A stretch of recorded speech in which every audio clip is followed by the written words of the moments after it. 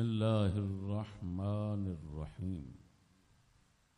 سامعین السلام علیکم ورحمۃ اللہ. درود و سلام کے بعد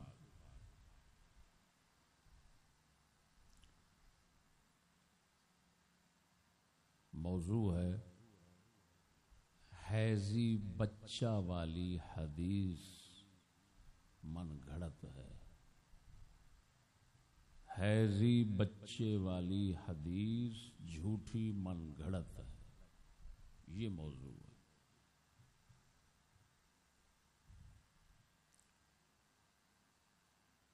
آپ لوگ فتاوی رضویہ کے حوالے سے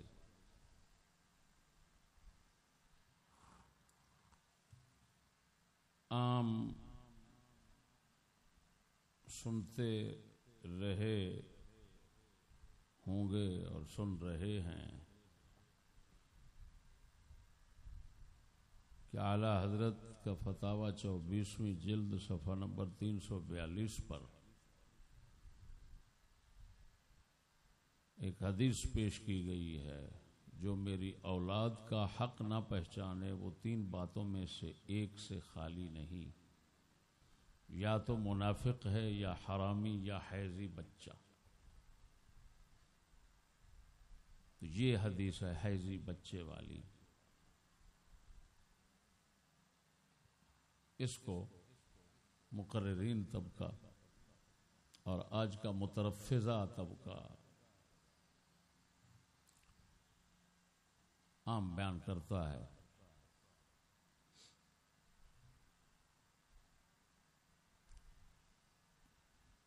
تو ناچیز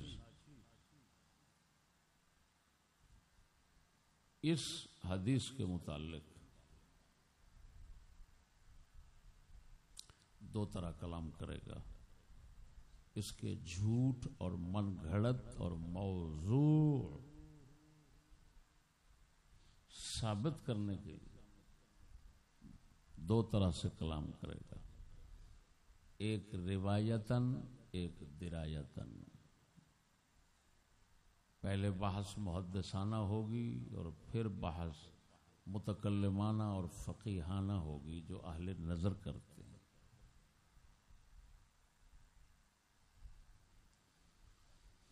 حوالے پہلے اس کے سناتا ہوں کہاں کہاں یہ آئی ہے.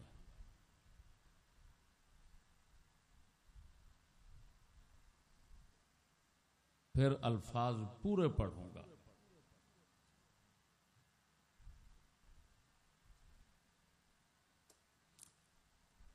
یہ ایک تو بیہقی شعب الایمان میں آئی ہے.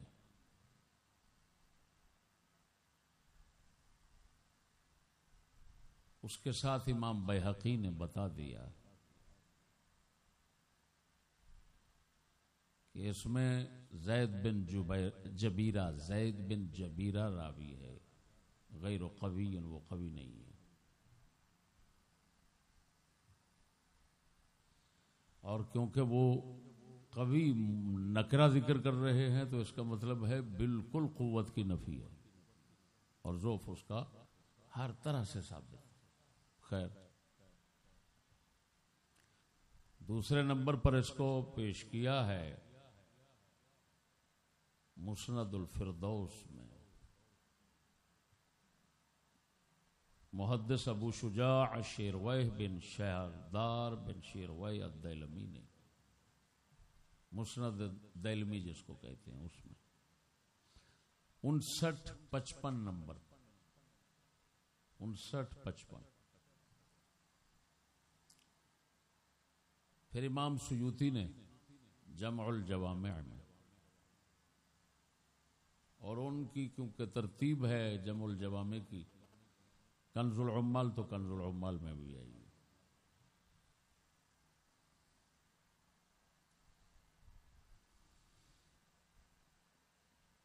یہ ہیں اس کے چند حوالے. الکامل ابن عدی میں بھی آئی ہے، الکامل فی الضعفاء ابن عدی کی، اس کے اندر بھی یہ آئی ہے.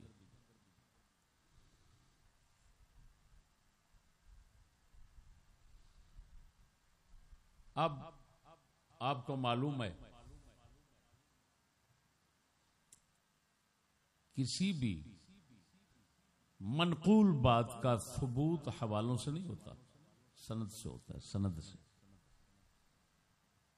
کسی بھی منقول بات کا ثبوت حوالوں سے نہیں ہوتا، سند سے ہوتا ہے۔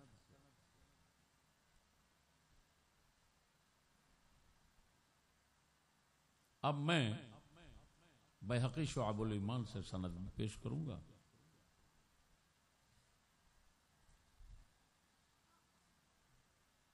اور حدیث کے لفظ بھی پورے پیش کروں گا۔ اعلی حضرت نے روایت کے الفاظ پورے ذکر نہیں کیے۔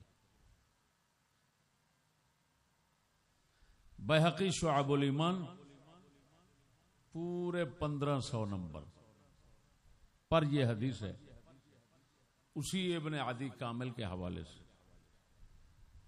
زید بن جبیرہ عن داود بن حسین عن ابن ابی رافع عن علی قال سمعت رسول اللہ صلی اللہ علیہ وسلم یقول من لم يعرف حق عترتی والانصار والعرب فهو لإحدى ثلاث، اما منافق و اما لزنیت و اما لغیر طہور اے حاملته امه على غیر طہور۔ اللہ اکبر۔ کہ جو شخص میری عطرت کا حق نہ پہچانے، میری اولاد کا، اور انصار صحابہ کا حق نہ پہچانے، اور عرب والوں کا حق نہ پہچانے، تو تین باتوں میں سے ایک بات اس کے اندر ضرور ہوگی، یا تو منافق ہوگا، یا حرامی بچہ ہوگا، یا حیضی بچہ۔ جس طرح اعلی حضرت نے ترجمہ کیا میں اسی طرح ہی کر رہا ہوں۔ اب میرے دوست، اعلی حضرت نے صرف من لم یعرف حق عترتی کا لفظ ذکر کیا، والانصار والعرب کا اڑا دیا۔ خدا جانے انہوں نے اختصار کر لیا ہوگا، چلو مختصر۔ لیکن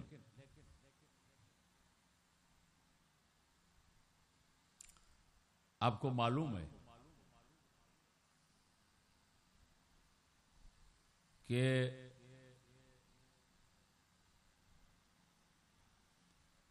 علماء محدثین بڑے بڑے ان سے موضوعات روایتیں، موضوعات روایات، آثار، احادیث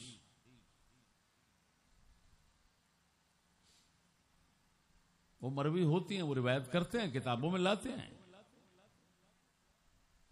لیکن قاری اور سننے والے، پڑھنے والے کا فرض ہوتا ہے کہ اس کی سند پر غور کرے۔ ترمذی میں موضوع روایتیں ہیں، اگلوں نے ابو داؤد کے اندر کچھ ثابت کیا ہے، ابن ماجہ میں تو بہت زیادہ ہیں جھوٹی روایتیں، بلکہ خطا سند کے اعتبار سے نہیں، معنی کے اعتبار سے ہی روایت میں خطا ہو، غلط ہو، وہ مسلم میں بھی آئی ہوئی، اگر نے ثابت کیا۔ یہ قاری اور پڑھنے والے کا کام ہے۔ اگلوں نے جب سند پیش کی ہوتی ہے تو اس کا مطلب ہے انہوں نے اپنی ذمہ داری پوری کر دی، اب اگلے پہ بوجھ ڈال دیا، بھائی تم خود ہی غور کرنا۔ اعلی حضرت نے بغیر توجہ کے یہ روایت ذکر کر دی۔ ایمان سے کہتا ہوں اگر توجہ کرتے تو اعلی حضرت رہے، کسی مسلمان سے متوقع نہیں کہ اس کو پیش کرے۔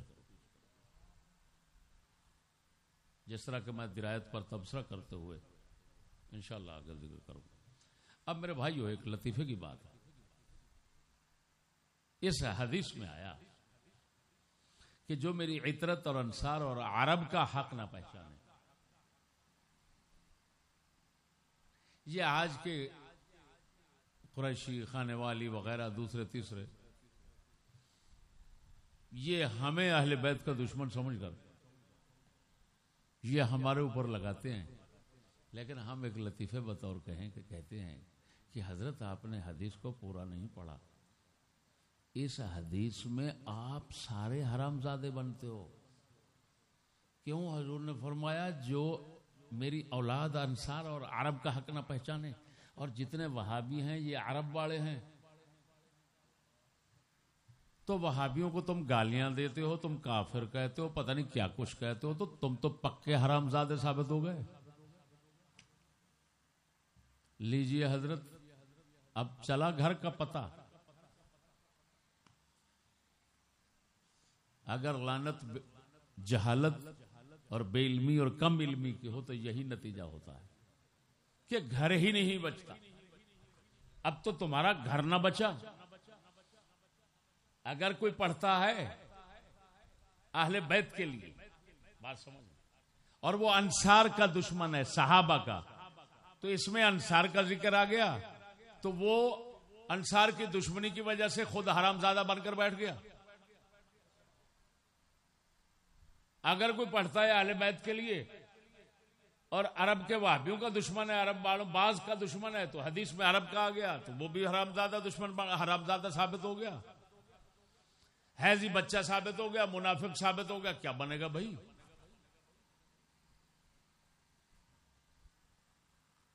اللہ اکبر. قربان جائیں امام بیہقی پر یا ان لوگوں پر جنہوں نے ذکر کیا اور ساتھ ہی حکم بتا دیا کہ بھائی یہ راوی ایسا ہے، اس کا حیثیت نہیں ہے. وہ تنبیہ کے لیے ایسی روایتیں ذکر کر کے ساتھ تنبیہ کر بھی جاتے ہیں. اب بھائیو ہم دیکھتے ہیں کہ اس کے راوی کیسے ہیں. کیا روایت کے لحاظ سے یہ من گھڑت اور موضوع ہے، یا یہ اس قابل ہے کہ اس کو بغیر تنبیہ کے پیش کر دیا جائے اور خبردار کرنے کے بغیر اس کو رکھ دیا جائے؟ اب دیکھتے ہیں. یہ کتاب ہے الجامع لکتب الضعفاء والمتروکین والکذابین، شادی بن محمد بن سالم آل نعمان کی، جلد 6 ہے، دار ابن عباس سے چھپی ہوئی ہے. یہ معاصر ہے اس زمانے کا. اس نے جتنی بھی ہمارے بڑے بڑے اماموں کی کتابیں ہیں ان میں رجال یعنی راوی، ضعیف، کذاب، متروکین وغیرہ جن کا ذکر ہے سب کو یہاں پر جمع کر دیا ہے، اور یہ بہت بڑی کتاب اس نے بنا دی ہے. اب اس میں راوی جو آ رہا ہے زید بن جبیرہ، ابو جبیرہ انصاری، اس پر دیکھتے ہیں تمہارے ائمہ کرام نے، تمہارے محدثین نے، تمہارے اہل رجال نے کیا حکم لگایا. دیکھتے ہیں، سنتے جائیے جناب. قال یحییٰ یعنی یحییٰ بن معین لا شیء، یہ زید بن جبیرہ جو اس روایت میں آ رہا ہے وہ بالکل ککھ نہیں ہے. کتنی مضبوط حدیث ہے جس کا راوی ککھ بھی نہیں ہے، لا شیء. یعنی کیا مطلب؟ حضرت اس درجے کے ہیں کہ راویوں کے اندر ان کو رکھنا بھی ٹھیک نہیں ہے کیونکہ لا شیء ہے. ابو حاتم رازی کہتے ہیں منکر الحدیث جداً، حدیث ایسی پیش کرتا ہے، منکر الحدیث ہے، ایسی حدیث پیش کرتا ہے جس کو کوئی بھی نہ جانے پہچانے، صرف حضرت کی جیب اور بٹوے سے نکل کر آتی.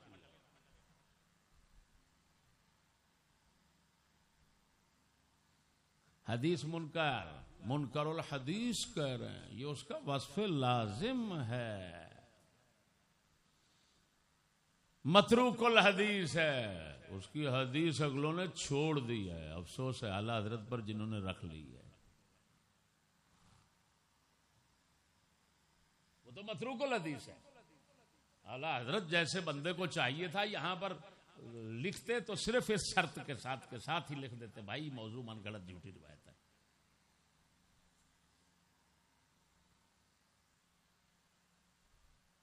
امام نسائی اور ازدی کہتے ہیں متروک الحدیث، اس کی حدیث علماء نے چھوڑ دی. بخاری کہتے ہیں منکر الحدیث متروک الحدیث، امام بخاری کہتے ہیں. دارقطنی کہتے ہیں ضعیف الحدیث. ابن حبان کہتے ہیں یروی المناکیر عن المشاہیر. مشہور لوگوں سے ایسی روایتیں نقل کرتا ہے جس کو کوئی بھی نہیں جانتا پہچانتا. مشہور بندوں سے کیوں ایسا کرتا ہے؟ تاکہ مشہور کا نام آئے، اگلے قبول کر لیں. لہذا کیا کرنا چاہیے؟ فاستحق التنکب عن روایت، اس کی روایت کا تنکب کرنا چاہیے، اس کی جانچ پڑتال کرنی چاہیے. یہ جھوٹا بندہ ہے، غلط کرنا.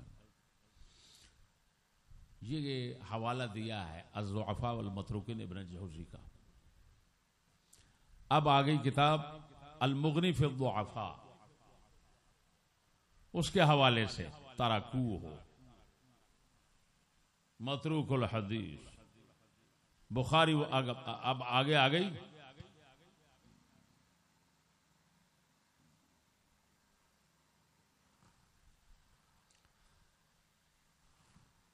دیوان الضعفاء. یہ کتابیں ساری میرے پاس پڑھی ہیں اصل، جن سے یہ حوالہ لکھ رہا ہے. دیوان الضعفاء، اس کے اندر کیا ہے؟ امام بخاری وغیرہ کا متروک. ابو حاتم نے کہا لا یکتب حدیث، اس کی حدیث تو لکھنے کے قابل نہیں ہے.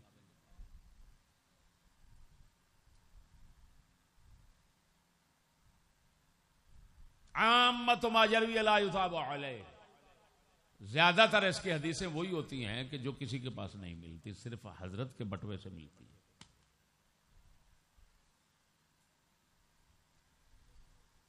نسائی نے فرمایا ثقہ نہیں ہے. لیس بالشیء، وہی بات، لا شیء لیس بالشیء، کچھ بھی نہیں ہے، ہرگز کچھ نہیں. یہ تو اس کے راوی کا حال ہے، اور اسی کے سوا کسی دوسرے کے پاس یہ ملتی ہی نہیں.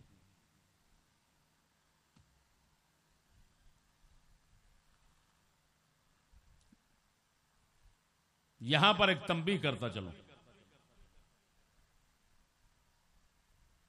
کہ مسند الفردوس کے محشی نے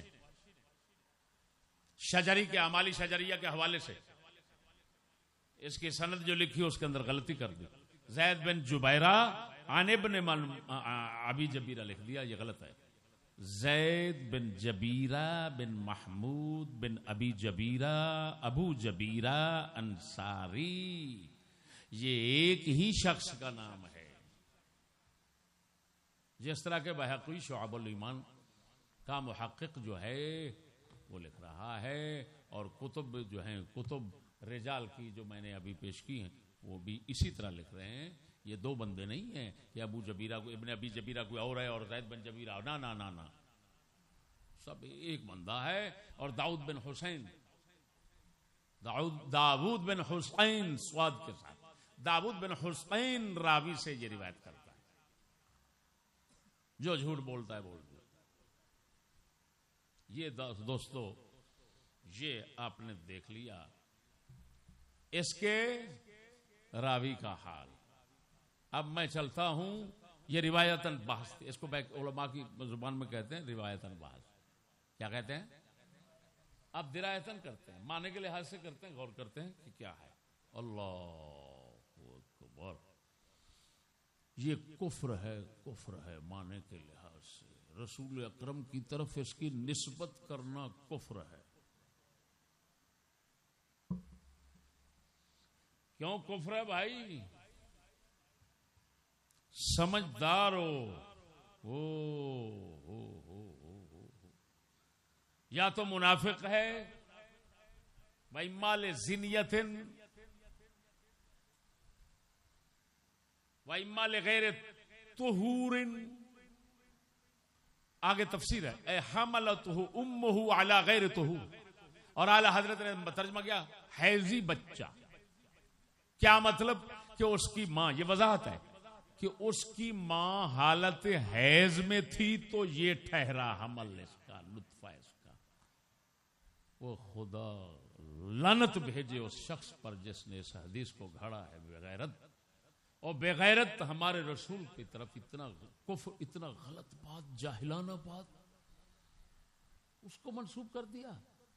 وہ دنیا کائنات کا ہر بندہ جانتا ہے جو شادی شدہ ہے کہ حالت حیض میں 1000 بار ہم بستری کی جائے تو نطفہ نہیں ٹھہرتا.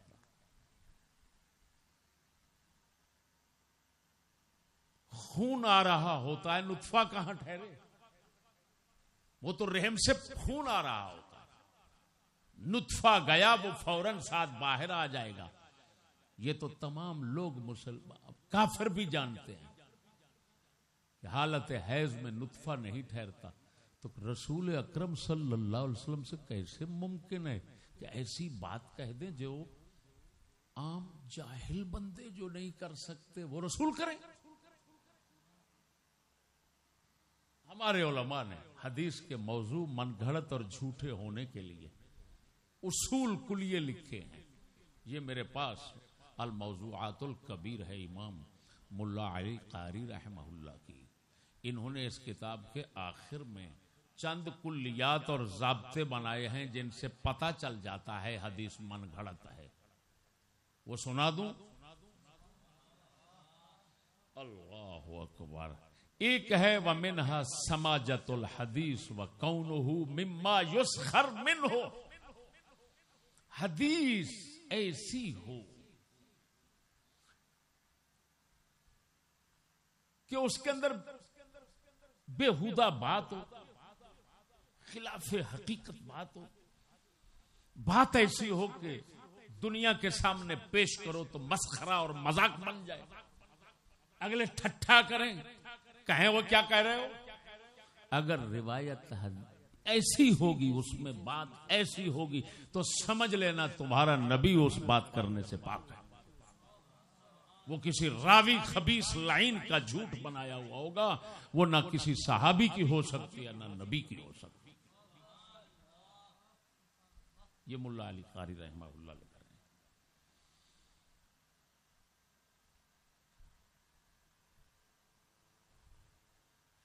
وَمِنْهَا مُنَاقَضَةُ الْحَدِيثِ لِمَا جَاءَتْ بِهِ السُّنَّةُ الصَّرِيحَةُ مُنَاقَضَةً بَيِّنَةً.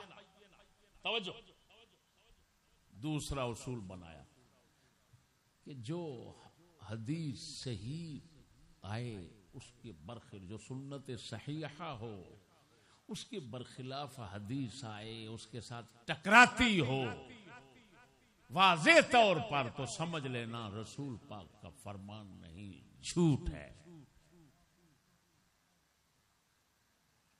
اور اس میں تو احادیث یہ وہ سب اتفاق, کیا میں کہہ رہا ہوں کائنات کا اتفاق ہے کہ حالت حیض میں نطفہ نہیں ٹھہرتا.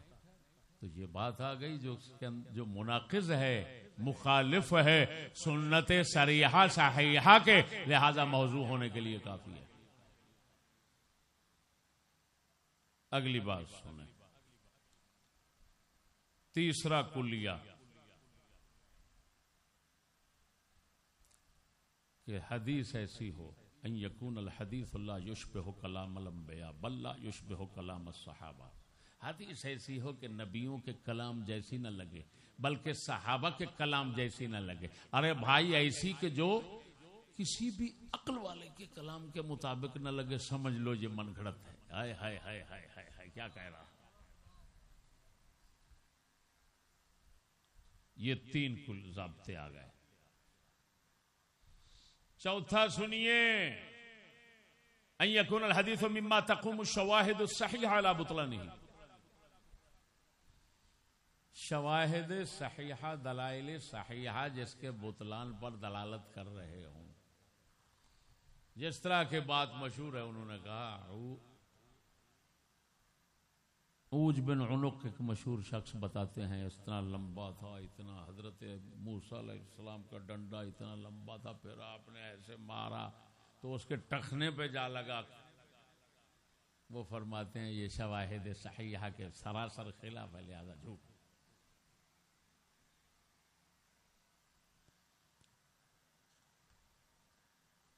آگے ومنها ركاكة الفاظ الحديث وسماجتها بحيث يمجها السمع ويدفع الطبع. الفاظ میں اتنا عجیب ذوف اور رکاکت ہو, رکاکت دونوں کاف ڈنڈے والے, کلام میں اتنی رکاکت اور اتنا ذوف ہو، اتنا عجیب بدمزگی ہو کہ سنتے ہوئے بندہ کہے یار یہ کس کا کلام ہے. فرمایا یہ بھی نشانی اور علامت ہے موضوع اور من گھڑت ہونے کی. یہ کیا لکھا ہوا ہے؟ یا غیر طہور، یعنی اس کی ماں اس کو غیر طہور پر حاملہ بن کر اٹھائے، غیر طہور پر حالت حیض میں، وہ آئے گا کیسے؟ کیسے ٹھہرے گا؟ بتا تو صحیح. اگر بالفرض کائنات میں ایسا کبھی ہوا ہو تو میرے خیال میں علامہ خان والی اور اس کے جو ساتھی ہیں، حواری ہیں، ان کے متعلق یہ گمان کیا جا سکتا ہے، لیکن کسی انسان کے متعلق نہیں کیا جا سکتا.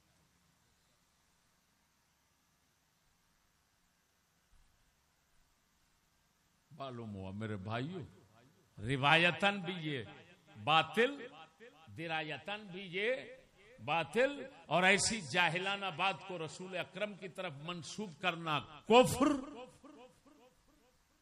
اعلی حضرت سے اجتہادی خطا ہو گئی، توجہ نہیں گئی. اگر کسی سے عدم توجہ سے کوئی غلط بات کفر کی بھی نکل جائے تو اگلے کو سوچنا فرض ہے کہ وہ اس کی اتباع نہیں کر سکتا. بڑی بڑی روایات دیکھیں. اب طبرانی کبیر پڑھیے اور حدیث کی کتابیں جن کے اندر یہ موجود ہے کہ اللہ تعالیٰ تھک گیا، تھک کر لمبا پہ گیا، عرش کے اوپر ٹانگ پر ٹانگ رکھ کر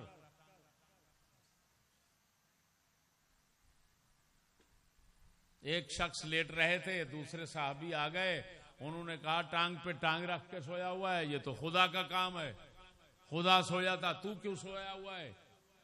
سب نے لکھا من گھڑت ہے. آ گئی طبرانی میں، کسی میں آ گئی یہ من گھڑت ہے، جھوٹ ہے.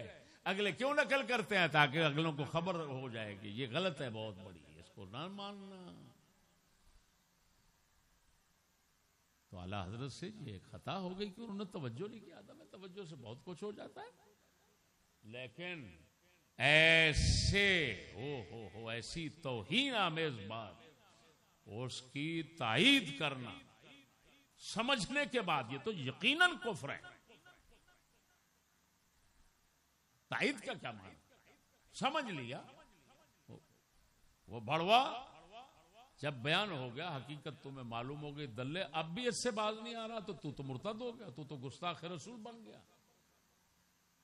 اتنا جاہلانہ بات رسول پاک کی ذات شریف کی طرف منسوب کرنے سے تو خود مرتد ہو گیا. بے غیرت، ہماری ضد میں نہ آؤ، اپنا نکاح دوبارہ کر لو. اللہ تعالیٰ ایسی ضد سے ہمیں محفوظ فرمائے. آخر دعوانا